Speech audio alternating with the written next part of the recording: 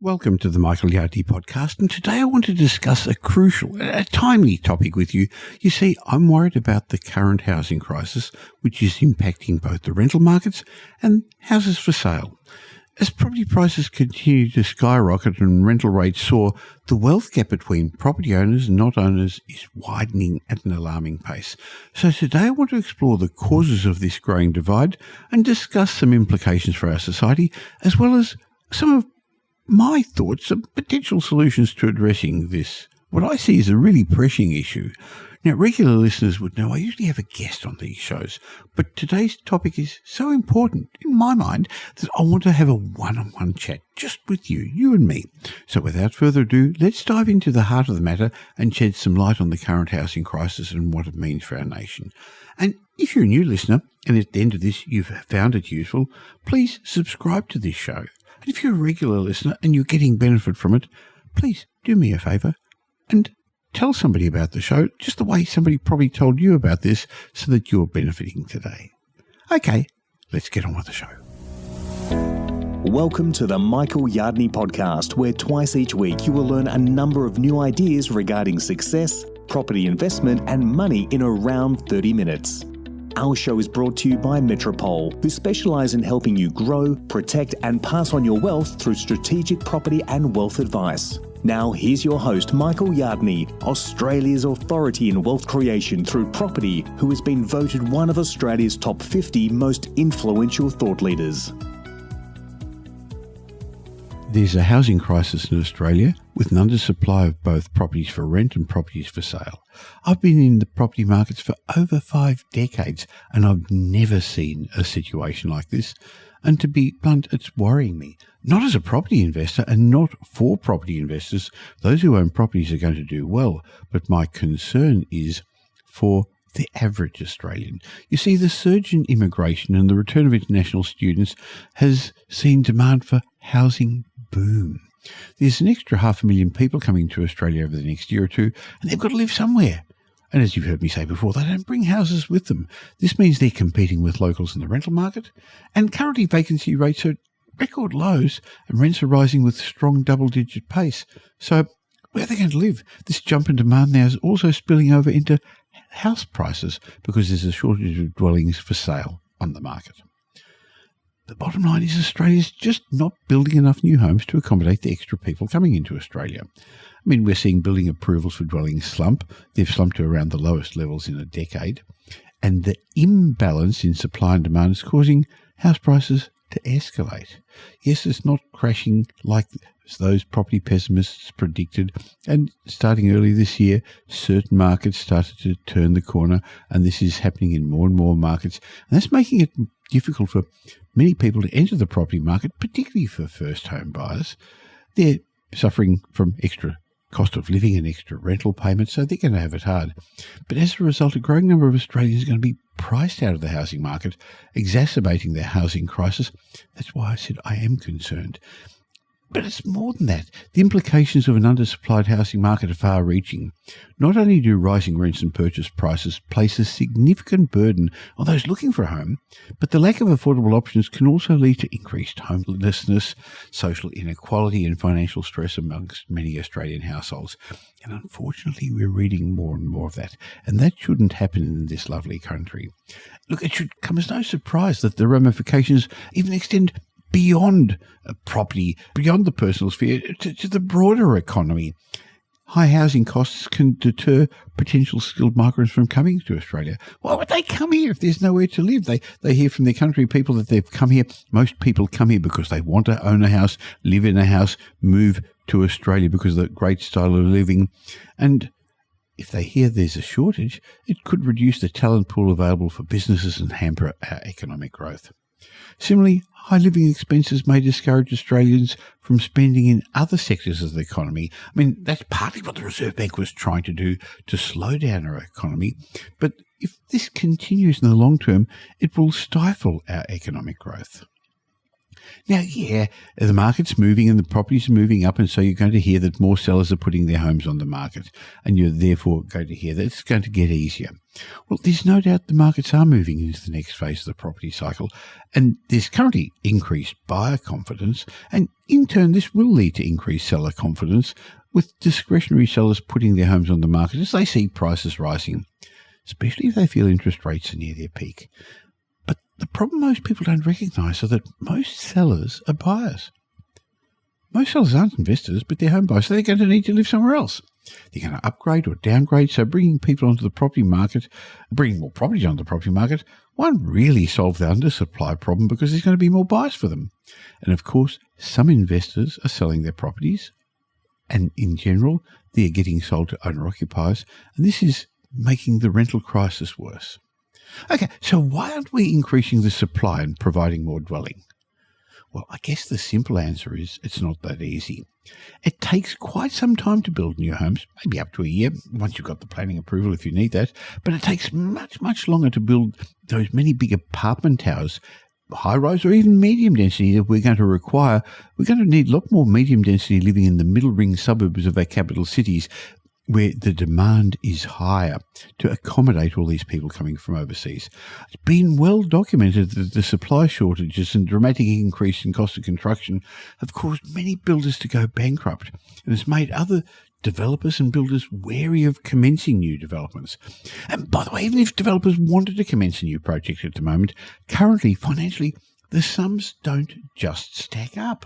I mean, the cost of building new houses has increased around 30% over the last couple of years, and the cost of developing new apartment towers has increased by over 50% in the same time frame. That means new developments just aren't financially viable at today's market prices. In other words, our housing crisis is likely to persist for many years. A strong population growth just isn't going to be matched by the increased supply of dwellings. Okay, so I guess some people are going to say, well, can't we just slow down immigration? Now, there's nothing new about the high level of immigrations to Australia. As a nation with a relatively small population and a vast landmass, Australia's got a long history of immigration, which has significantly contributed to our economic, our social and our cultural development. But today we need high levels of immigration to alleviate our skills shortage.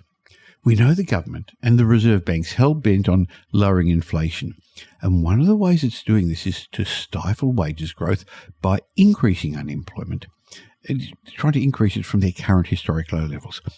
Boy, isn't that different from a couple of years ago where they're trying to lower unemployment. But there are also significant medium-term reasons why strong immigration is critical for our nation. Firstly, one of the most pressing concerns for Australia is our rapidly ageing population. You've heard me discuss this in previous podcasts with Simon Kirsenmacher about how demographics are changing.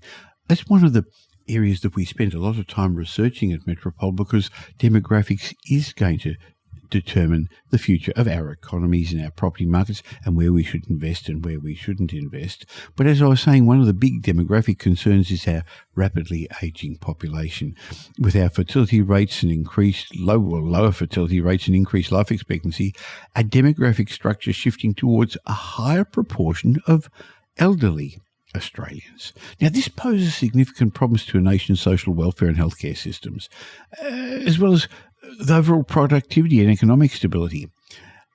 The older people are not working and paying taxes. Sure, they've paid taxes all their life and they deserve to be looked after, but our healthcare system can't cope with that at the moment.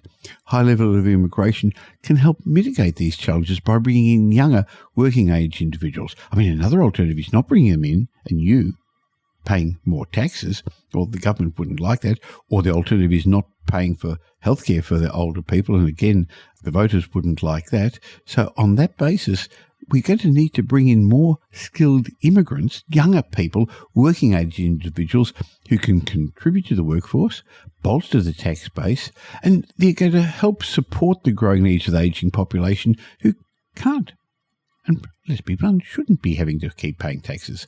At the same time, skill shortages in various industries can hamper Australia's potential for further growth, further innovation.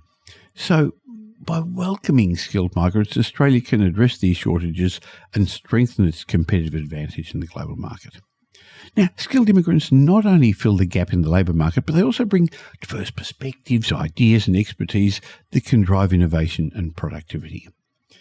Then, high levels of immigration have been shown to contribute to economic growth in numerous ways. Immigrants often create businesses, generate employment opportunities. When they come here, need to not just buy accommodation or rent, but they need to buy televisions and fridges and carpets and curtains. So they grease the wheels of industry. They stimulate the economy. The demand for goods and services coming with a growing population is important for our economic growth. And lastly, cultural diversity brought about by immigration enriches society, fosters a more inclusive and tolerant environment, and this in turn enhances our nation's global image and it attracts even more international investment, further boosting the economy.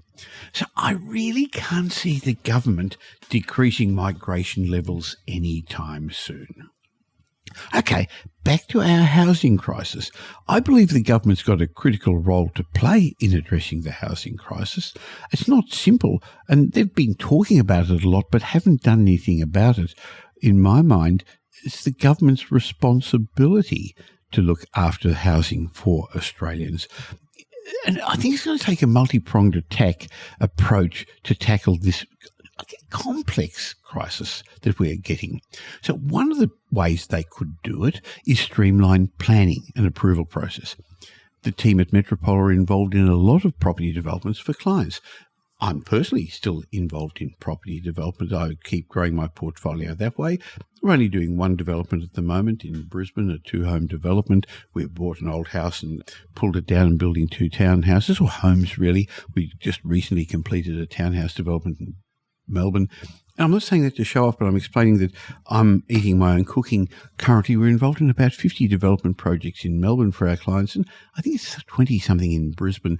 If you'd like to be an armchair developer and allow our team to help you manufacture capital growth by buying an old house and then pulling it down and building 2 townhouses, we'll help you from concept to completion. Just go to metropole.com.au and find out about what we do so that we can help you. Now, how did I get onto this? Oh, that's right. I was talking about streamlining the planning and approval process because as a developer, I know how much red tape and bureaucratic hurdles there are. So by reducing the red tape and bureaucratic hurdles involved in obtaining approvals for new developments, that could speed up the construction of a new dwelling. Currently, the process is taking much too long and adding significant costs to new projects, and can take 2 years or even longer to gain planning approval because the councils are understaffed at the moment and they're playing table tennis in the process of ping-ponging the applications from one department to the other. And they've got no real interest in the cost they're adding to the final process. So if the councils streamlined the process, simplified zoning regulations, fast-tracked approvals, it would allow more dwellings to occur. Now, again, as I said, they're not necessarily financially viable at the moment, but what I'm going through with you now are some of my thoughts on what could be done to help alleviate this crisis, which, as I said, I've never seen it as bad as this, with a shortage of not only properties for lease, but properties to own.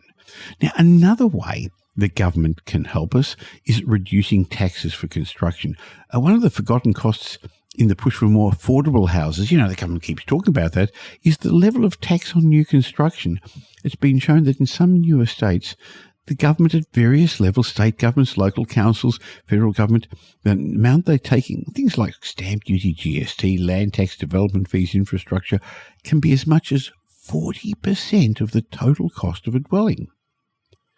So, if they wanted to make new housing, more affordable for first-time buyers, that's a really great place to start. By the way, I don't see the government reducing its taxes. Do you? Okay, so what can the government do? Well, I believe it can give incentives to private developers. We know the government in Australia is not going to get involved in much development. Maybe it should, but I can't see that happening because it's not going to work as efficiently as private developers. So offering incentive to private developers to build more affordable housing options could stimulate supply.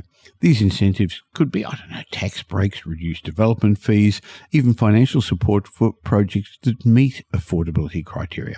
So I'm not suggesting we should only be building affordable housing, but I also recognise that it's the government's obligation, our obligation as a nation, to help disenfranchised people. There's always going to be some people who need affordable housing, and the Albanese government said it would deliver 1 million affordable houses over a 5-year period commencing in 2024. But I haven't seen any progress, heard of any progress on this at all. So, yes, there could be ways the government could help. Now, another way of helping the housing crisis is to encourage property developers. In many other countries, the government provides public housing for tenants. In Australia, around a third of our dwellings, around 3 million properties, are owned by mum and dad property investors.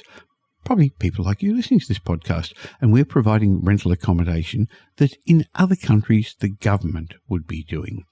But over the last few years, more and more investors are getting out of the market due to rising costs, rising land tax, rising interest rates, and in particular, increasing government interference.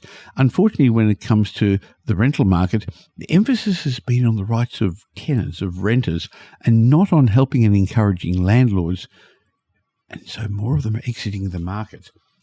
I recently saw a statistic from realestate.com that a third of properties on the market for sale used to be rental properties. And in general, they're being sold to owner-occupiers, which means the pool of properties for lease is diminished, while other tenants, other property investors are putting their properties on Airbnb or other short-stay accommodation platforms because they can get more rent. And so on that basis, we're getting fewer properties for lease, and that's pushing up rentals strongly. Great for those investors who stay in the market. But encouraging property investors to provide accommodation, in my mind, would be one of the quickest, simplest, easiest solutions to alleviate the rental crisis. But the governments at all levels are doing the opposite. What they're doing is treating property investors as an ATM and taxing them more. Okay, I also believe the government should help by more investment in public housing.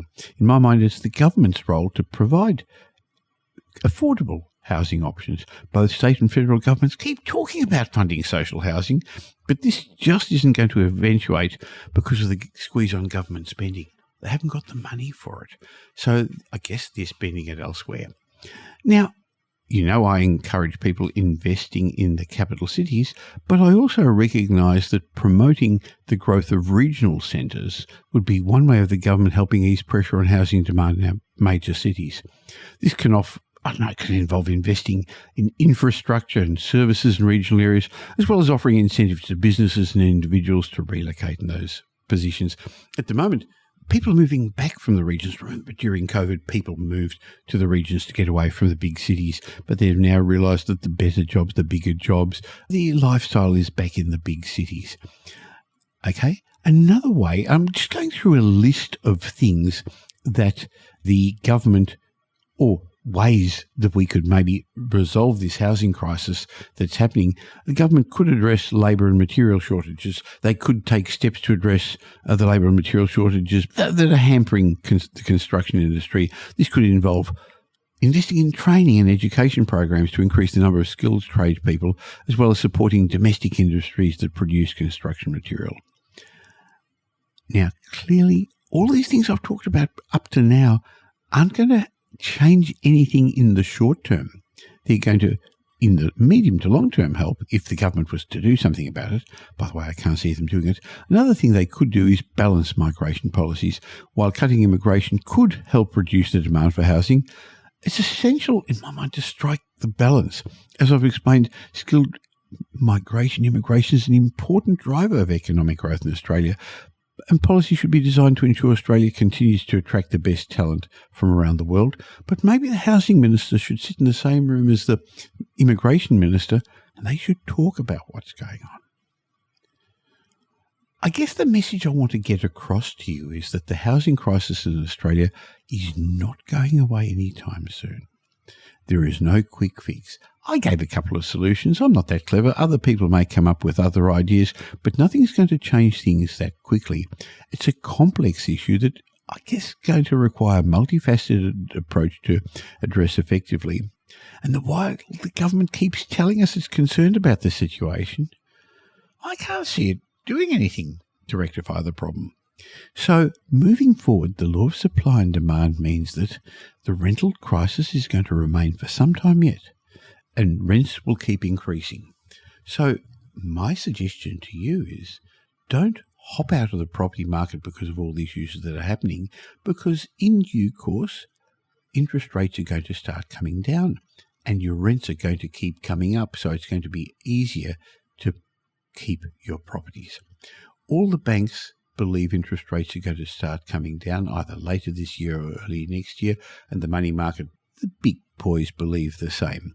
So the rental crisis is going to remain, but if rents go up and the cost of holding your properties goes down, that's good news for property investors. So what I'm suggesting is the law of supply and demand will keep the rental crisis going, and the shortage of good housing is going to underpin property values for years to come. Now, I'm not saying all properties are going to go up in value. No, far from it. As we move into the next stage of the property cycle, some areas are going to languish and other areas are going to outperform. That's the way it's always been, other than that unusual boom of 2021 where almost every property in Australia went up in value. Moving forward, good housing is going to, A-grade homes, investment-grade properties in more affluent areas are going to outperform because the people there can afford to and will be prepared to pay to live there, while in the first homeowner areas and the blue-collar areas, unfortunately, the rising cost of living and the higher inflation and interest rates, which will remain high for a while before they start to go down, is going to mean that values in those areas are not going to go up as much. So our property markets will remain fragmented with higher incomes. Those who will be able to afford to own capital city properties in the middle ring suburbs, those prices will increase, and the less affluent Australians are going to be pushed further and further out to the city fringes, if they can get into the property market at all.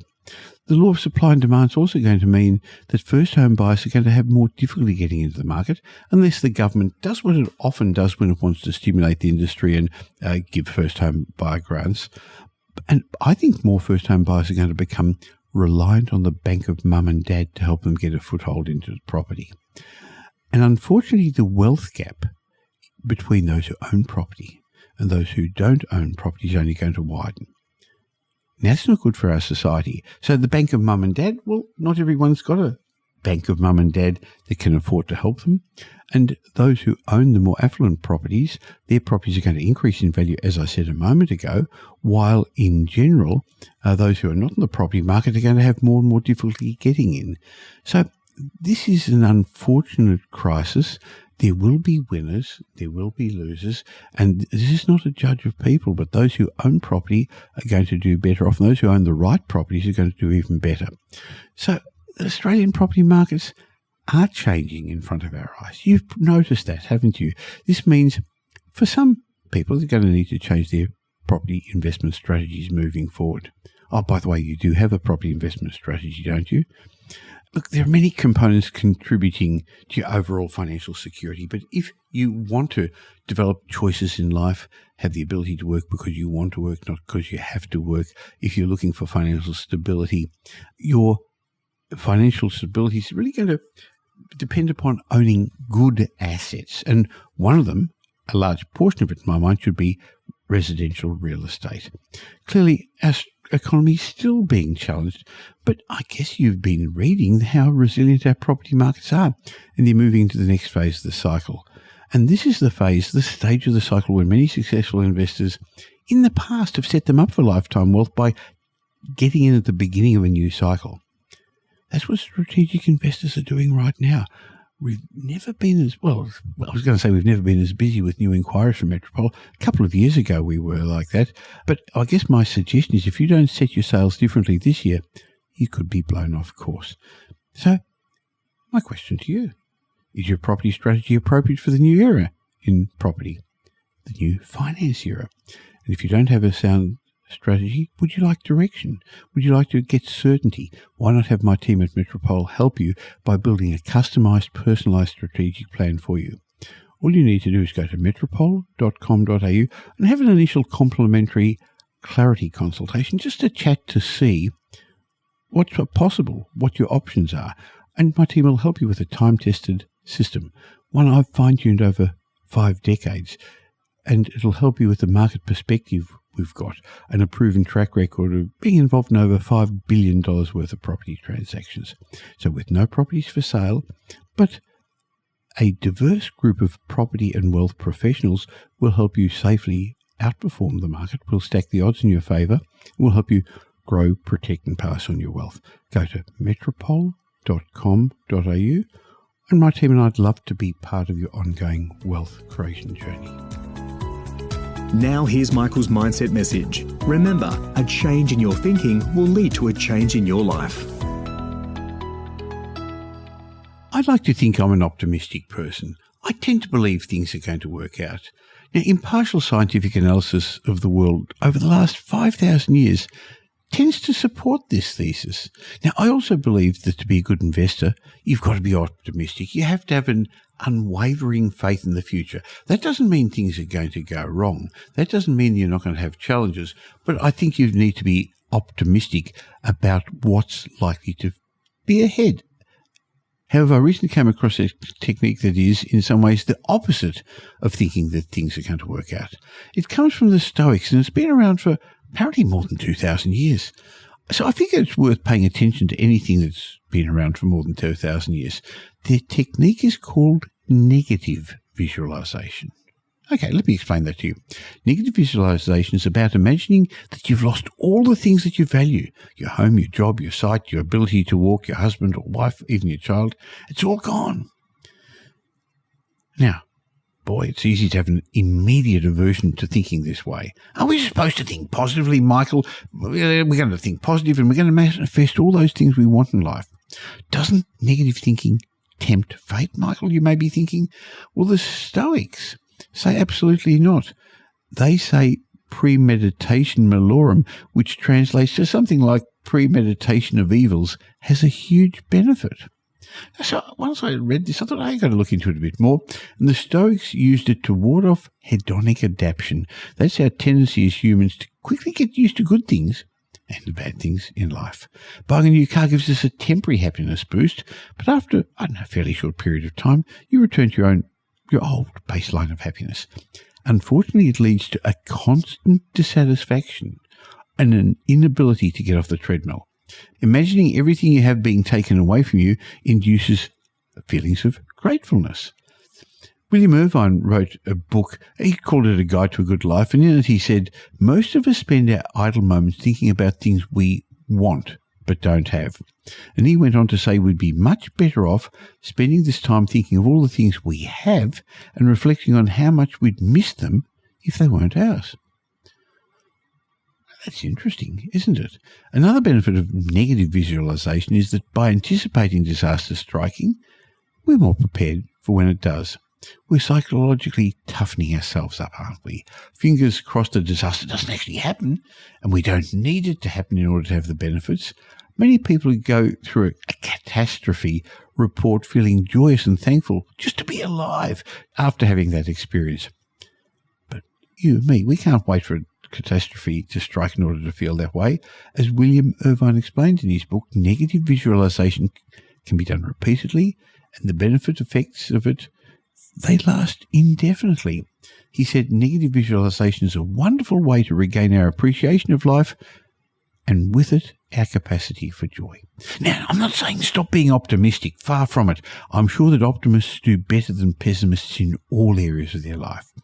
But I think trying this, it's an interesting exercise.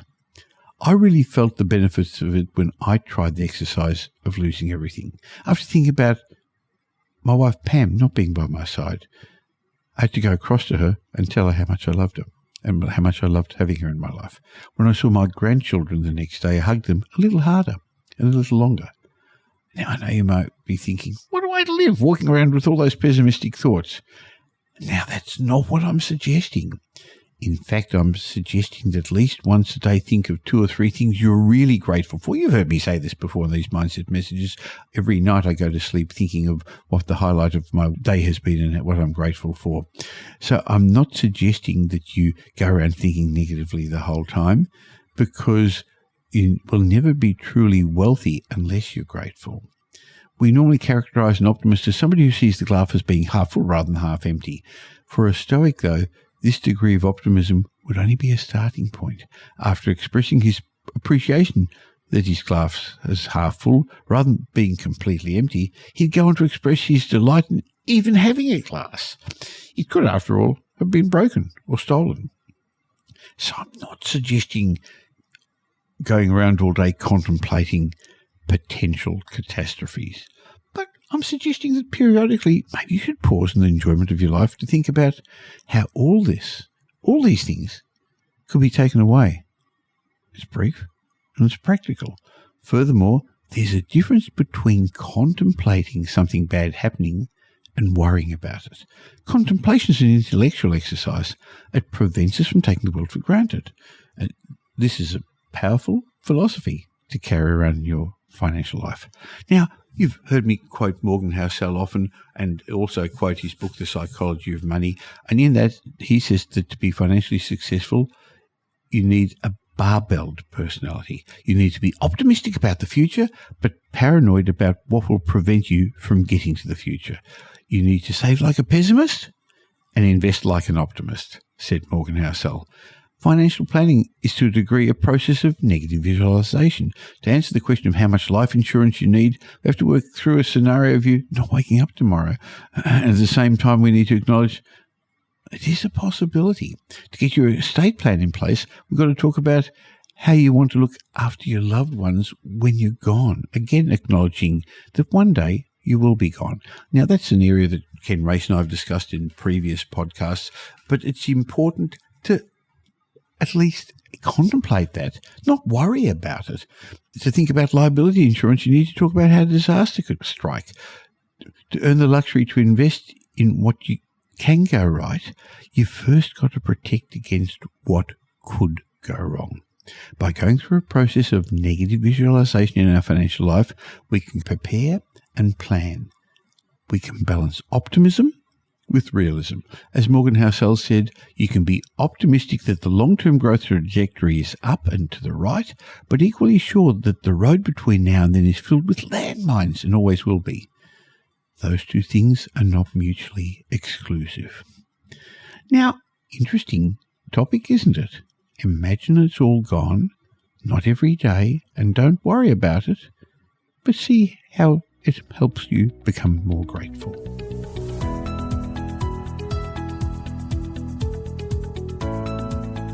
Well, thanks for spending the last little while with me, and I hope you got some benefit from this show. If you did, and you know somebody else who'd also benefit, please tell them about the Michael Yardney podcast. There's a share button on every podcast app.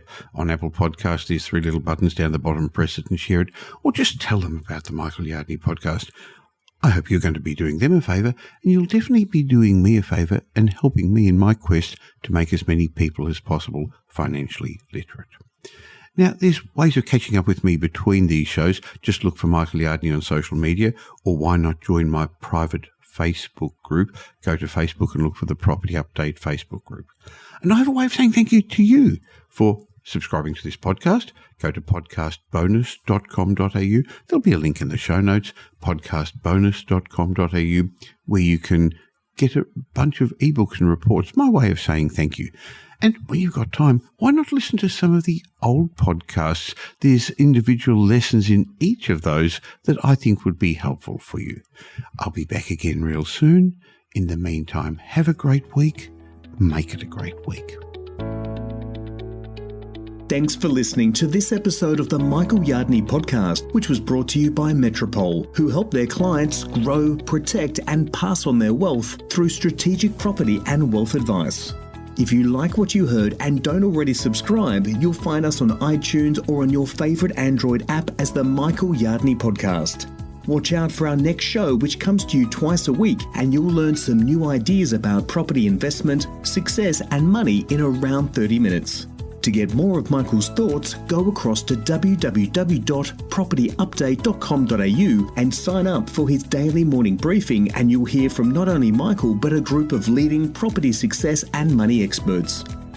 And just a reminder that the information you heard in this show today is general educational advice and not specific investment advice, as we don't know your personal circumstances. If you're looking for specific advice, why not ask the team at Metropole to help you?